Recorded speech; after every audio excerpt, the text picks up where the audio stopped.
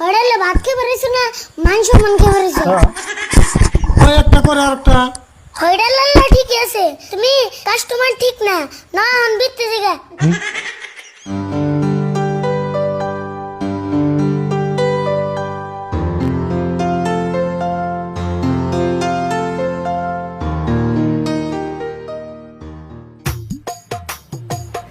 হোটেলে ভাত খাবার খেতেছে কো খাওয়া দিছে অনেক মজার ভিডিও দিকে দেখুন আমার তো বেশি মজা লাগে কথা কই দিকে আবার খারাপ পাই নেবেন কিন্তু দেখুন মুখ দিয়ে কথা কইলে হারা নিচে আমি কিন্তু অবকতার টাইমে বলি